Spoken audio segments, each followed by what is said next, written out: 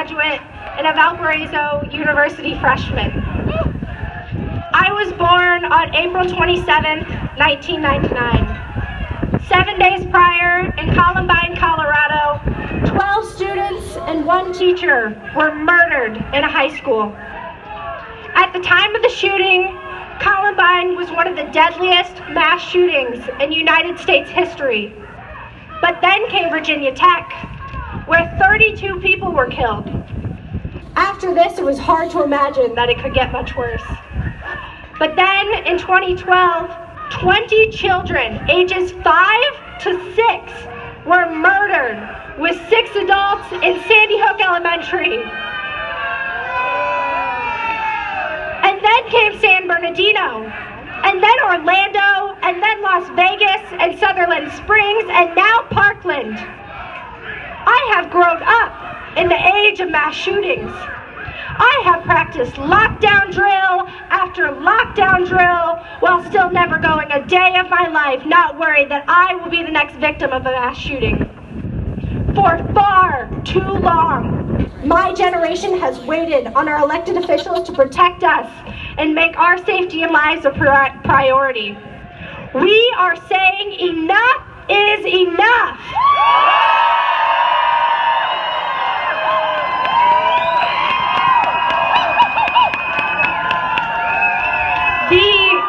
The unalienable rights to life, liberty, and the pursuit of happiness are being stripped from my generation as one by one we continue to be victims of mass gun violence. We have the right to live. We have the right to live without fear of being shot down in our own schools. How many more of us has to die for this right to be taken seriously? No more! No more! No more! No more! Right now, more than 96 Americans are killed and hundreds more wounded every day due to gun violence. On an average, 7 children and teens are killed with guns in the United States every day. Gun-related deaths are now the 3rd leading cause of death for American children, with Black children and teens being 4 times more likely to be killed with guns than white children and teens. The current laws in place make it too easy for the wrong people to get guns. This leads to many kinds of violence, from deadly domestic violence to school shootings. As research shows, common sense gun laws, such as universal background checks and requiring gun safety and training courses, reduce gun violence and save lives while still respecting the Second Amendment.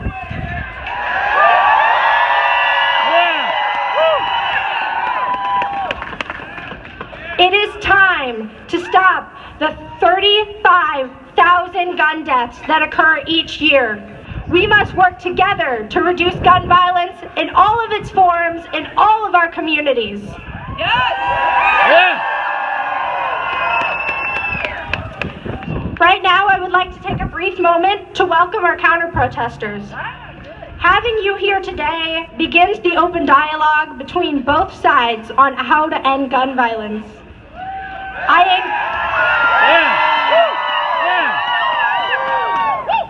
I encourage you all to listen to our amazing speakers with open hearts and open minds so that you may see we are not here to take your Second Amendment.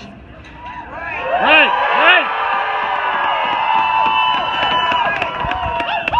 And to my marchers, there may be things you hear today that challenge your own views or make you feel uncomfortable.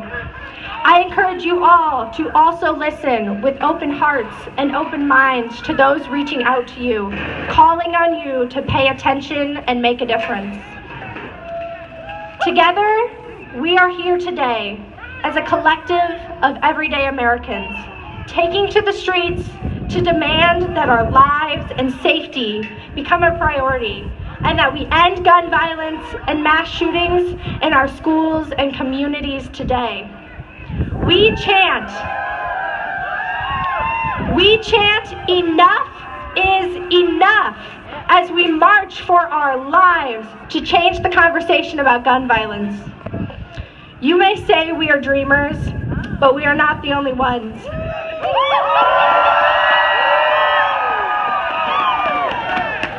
We are the future, and we will make history. Thank you, everybody, for coming.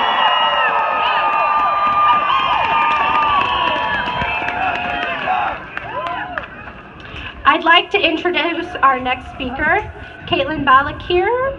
She's 18 years old, and she's from Chesterton High School. She's a senior. Everybody welcome her up.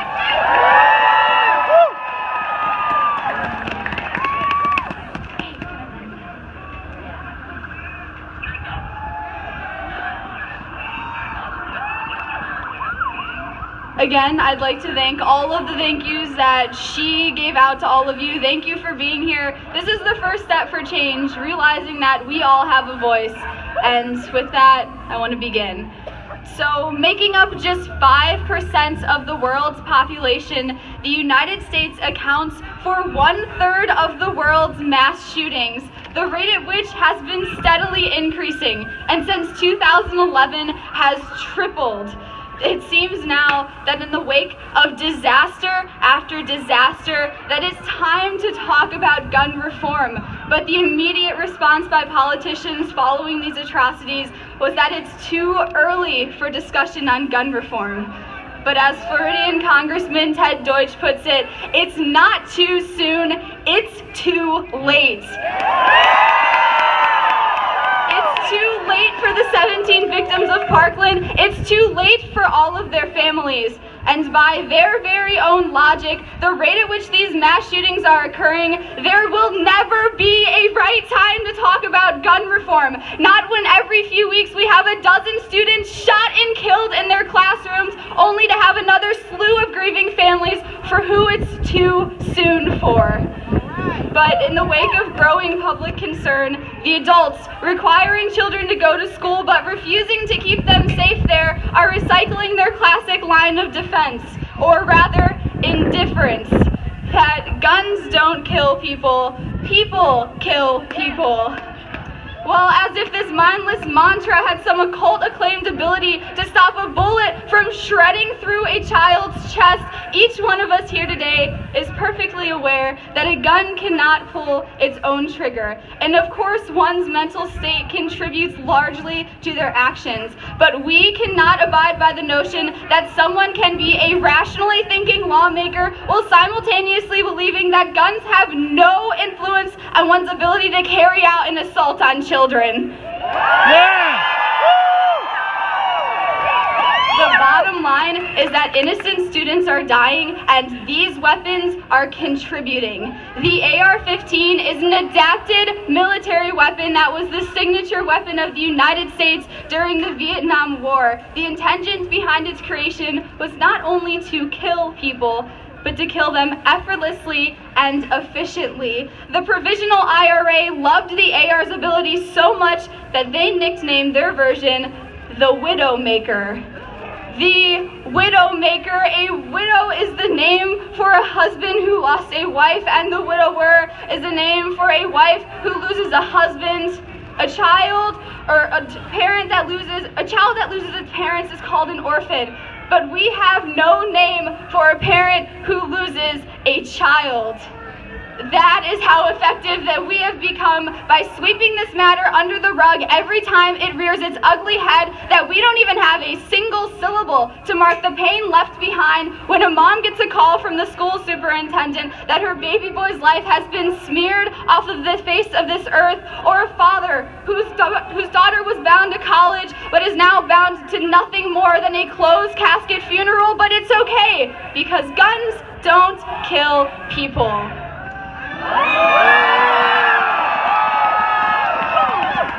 Politicians tell us that violence is a deeper issue, one that we could never understand, one dealing solely with morality.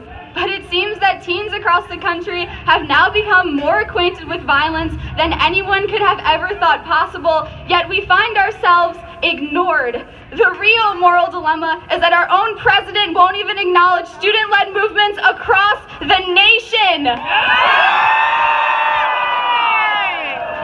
They tell us to sit down. They silence us, to wait and hope that we won't be the next lucky winners of the school shooting lottery and that we have nothing to worry about because guns don't kill people. The time for mantras, thoughts, and prayers is over. The time to seek out meaningful gun reform that does not infringe on our constitutional rights is at hand. Because it's there if you take your eyes off of Fox News and MSNBC and do some of your own researching.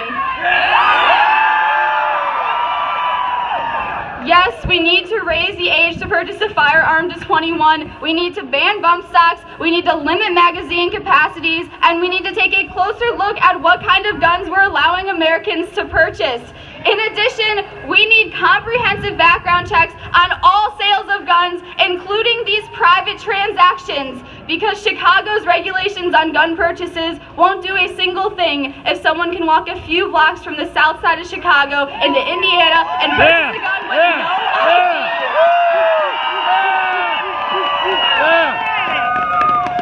I've heard so many say that teenagers assembling and hosting rallies like this is a way to push our uneducated liberal agenda. I don't know about you, but the only thing my agenda includes is wanting less dead children. And until our country can find a way to accomplish this, I will back down, nor will my peers. But we need our politicians to lend an ear and shake lobbyists like the NRA out of their pockets once and for all. We need to have our message heard without the far left trying to use our voices to propagate political goals, and we need to be able to talk about gun reform without the far right convincing half the nation that we're trying to strip them of their constitutional liberties. Yes. We are not against the Second Amendment, we are not against gun ownership, and we don't want to disarm America. We want a smart application of the Second Amendment because the right to own an assault rifle should not outweigh the prerequisite right of being alive. Yes. Yes. In the end, this isn't a partisan issue, and we should stop trying to make it into one. This divisive way of thinking will create an insurmountable divide to which we will never have progress, because the solutions won't be one that assume a format of Democrat versus Republican. That's what the lobbyists and media want us to think, and we will be the generation that says no. This is a common sense issue with common sense solutions and answers that we will find somewhere between trying to say that eliminating all guns is possible and acting like the regulation equates to an assault on your rights. And if shaming our politicians into gun reform is what it takes to protect us, then so be it. Yeah. They have a job to do, and we, the people, will make damn sure that it gets done. Yeah.